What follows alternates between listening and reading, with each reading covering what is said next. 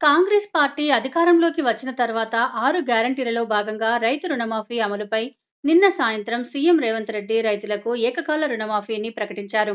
గురువారం సాయంత్రం వరకు రైతుల ఖాతాలలో 1,00,000 రుణమాఫీ నేరుగా రైతుల రుణ ఖాతాలలో డబ్బు జమ కావాలని ఆదేశించారు. ఇదిలా ఉండగా రుణమాఫీపై భిన్నాభిప్రాయాలు వ్యక్తమవుతున్నాయి. టీఆర్ఎస్ నాయకులు 2 లక్షలు అమలు చేయాల్సిన బాధ్యత ప్రభుత్వంపై ఉందని అంటున్నారు. అధికార పార్టీ నాయకులు బీఆర్ఎస్ ప్రభుత్వం 10 సంవత్సరాలు ప్రభుత్వంలో ఉండి రైతులకు రుణమాఫీ అమలు చేయకుండా మొండి చెయ్యి చూపించిందని తెలిపారు.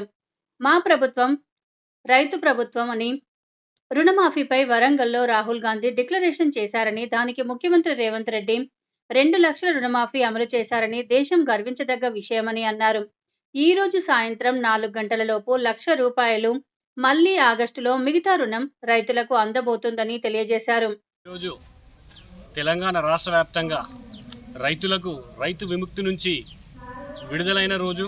ఈరోజు జూలై 18వ తారీఖు చరిత్రలో నిలిచిపోయే రోజు. ఎందుకంటే ప్రపంచవ్యాప్తంగా ఎక్కడ కూడా ఒకే దాఫల రుణమాఫీ ఇచ్చిన మాట ప్రకారం ఈరోజు 1,00,000 వరకు మాఫీ చేస్తున్న ఘనత కాంగ్రెస్ ప్రభుత్వానికే దక్కింది. మా శ్రీయుత గౌరవనీయులైన రేవంత్ రెడ్డి గారికే దక్కిందని చెప్పేసి సభాముఖంగా విలేకరుల ద్వారా కొల్చార మండల ప్రజలకు మరియు రైతులకు తెలియజేస్తున్నాము.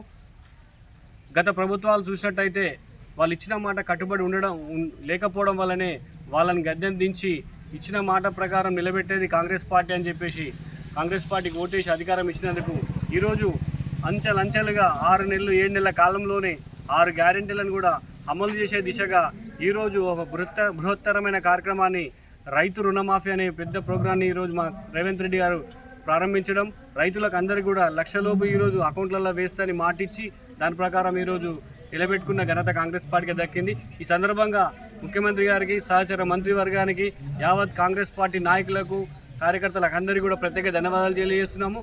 ఈ ఉత్సాహంతో రాబోయే స్థానిక సంస్థల ఎన్నికల్లో కూడా కాంగ్రెస్ పార్టీ విజయదుంబి మోయించి అత్యధిక స్థానాలు గెలుచుకొని కాంగ్రెస్ కంచుకోటగా నిలుస్తుందని ఈ సందర్భంగా తెలియజేస్తున్నాం. జై కాంగ్రెస్.